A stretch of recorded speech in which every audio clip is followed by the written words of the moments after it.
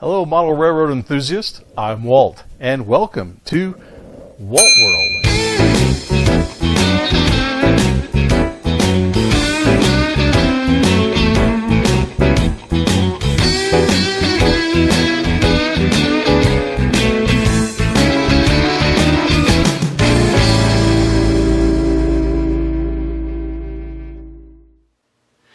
Hello, and welcome back to WaltWorld. Appreciate you coming back.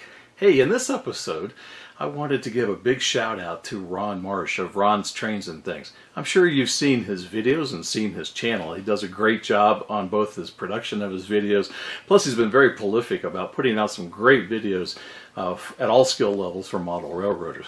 But if you haven't checked out his channel, be sure to do that and subscribe. But he just recently passed 6,000 subscribers, which is a fantastic milestone. So congratulations, Ron. Keep up the good work. Now, he had put together an episode recently called Workbench Organization Tips for Model Builders. And I thought that was a really good episode because I too find myself in that situation where I can't seem to find something I was looking for, and I know I have it. So he had some great tips and techniques for how to stay organized with your different supplies and materials. So in this episode, I thought I would add to his suggestions and tips with one of my own. One of those is how to keep, like long rods and rails and things like that organized. I found that especially long, like coat hanger pieces and, pipes and plastic stuff, pipes and just things that are very long. It was hard to keep them organized. They were either in a drawer or in a box, and then again, I have to go file through it, or even if I remembered, I still had it. So I started thinking about a few years ago, how can I better organize them? And one thing I did have is a lot of PVC pipe laying around. I mean, this stuff is pretty cheap, right? But I had a lot of scrap PVC pipe laying around my workshop, just from various projects around the house. And that got me thinking to maybe I can use this as a way to better organize some of those long rails.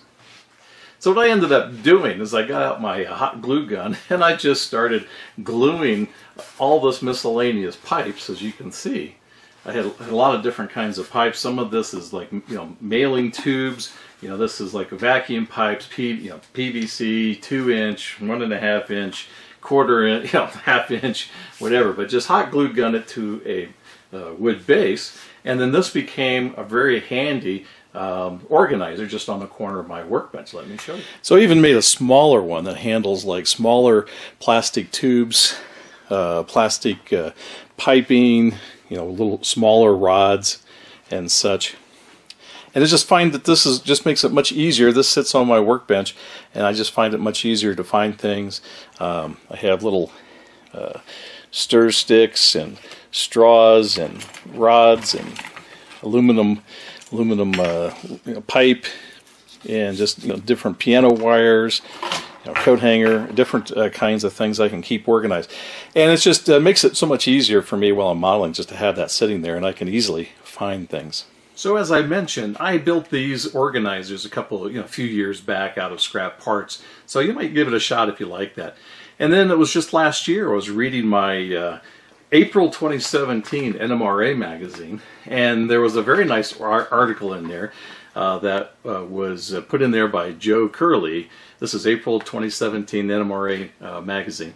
And Joe wrote a nice article in there about organizing wood, brass, and styrene. And he had a great project idea, very similar to that, but even more organized for doing your styrene, that I decided to build.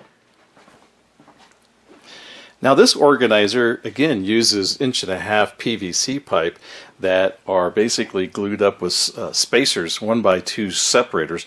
Now his specific design is actually a little bit different than mine. I modified it slightly, but both of them basically work the same, which is you put these horizontal tubes in place, and it gives you a nice place to put your lumber scale styrene and keep it very organized.